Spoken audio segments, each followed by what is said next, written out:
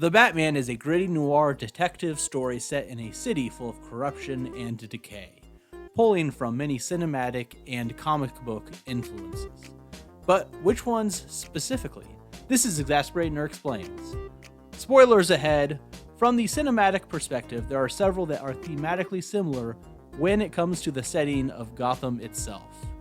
With the corruption at all levels of government and power being exposed throughout the investigation like Chinatown, to the lawlessness and corrupt cops as depicted in The French Connection, or the discontent of the masses from Taxi Driver.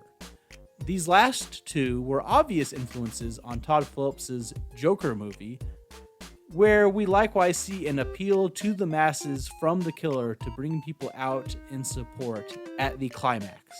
In the depiction of the Riddler, there are clear influences from Zodiac and more prominently Seven, from messages left at crime scenes to scrawling notebooks filling a cluttered, crowded, and dirty-looking apartment, to the Riddler basically giving himself up in the diner like the killer in Seven gives himself up. Both antagonists allow capture knowing the rest of their plans are already in place, and use the arrest to meet with the detective that has been chasing them. Though in the Riddler's case, it was more due to his inspiration from the Batman and psychotic belief that they were working in tandem.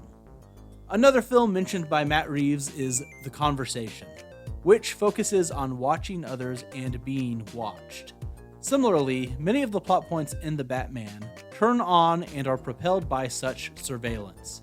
Not only is Batman recording everything he sees so he can review them later, the photos of the mayor with the mystery woman propel him to the Iceberg Lounge and the Penguin.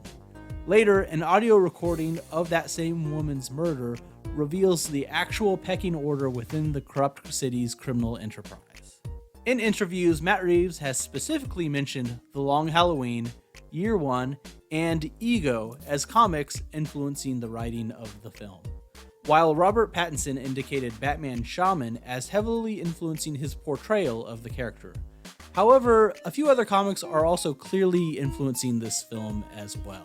In Batman The Long Halloween, much like the new film starts on Halloween, it follows Batman as he tracks down a serial killer in Gotham City.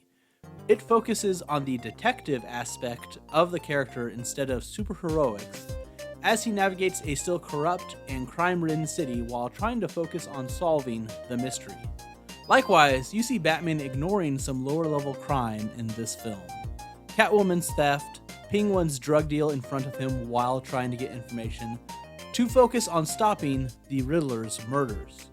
Year One's influence is obvious as this film is about Batman still finding himself and becoming Batman.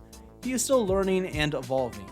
It also fits as the portrayal of Gotham City when it is at its most corrupt, before the Batman's influence starts to chip away at the crooked cops and powerful using their positions for personal gain.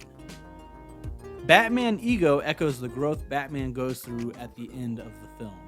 The comic follows Batman grappling with the guilt over a willing informant, later committing murder-suicide with his family, fearing retribution from the Joker.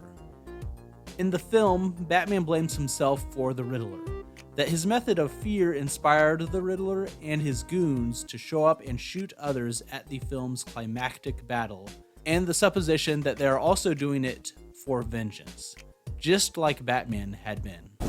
I'm vengeance.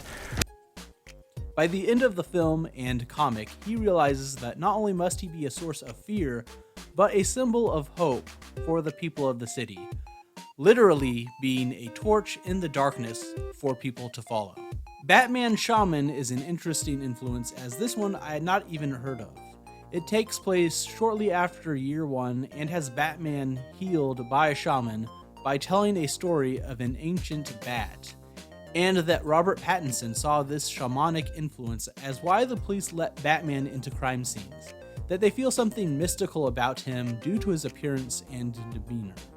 Not an exact influence into the film itself, but more an influence into how the character was portrayed. Noticeably absent from mention in any interview I have seen is Scott Snyder's 0 Year. which has the Riddler flood Gotham just like the film. Though in the comic series, his reign of terror really begins after the flood, when he ends up taking control of the city as it's falling apart. However, it was an attempt to get a big Riddler storyline showing how much of a threat he is and how he can influence others. Another comic I would argue was an influence almost as a misdirect is Hush, where at the end of the story it's revealed Riddler has figured out that Bruce Wayne is Batman, and indeed the film and marketing leads you to this conclusion, setting up a similar scene between the two in the film. Oh, you're really not as smart as I thought you were. Bruce Wayne. Before it is revealed he is saying Bruce Wayne for a different reason. I certainly fell for that one, and the twist that he did not know was surprising. You know what? I'll also say there was some Batman 66 influence. After all, you have the Shakespeare bust in Wayne Tower, and though it's no Aunt Harriet, an older lady is present in the Wayne household, and you see Batman walk down the side of a building with a tether at one point. There are other more minor influences, like Selina Kyle being the daughter of a crime boss in the New 52, or storylines that deal with the fact that the costumed villains arise in response to Batman, and the escalation in these over-the-top villains is directly his fault. But did you notice any others with a direct influence in this film? Were there other clear cinematic influences that I missed? Let me know in the comments below. Please like the video and subscribe to the channel for more content. And like the Riddler says, signing off his own videos, goodbye!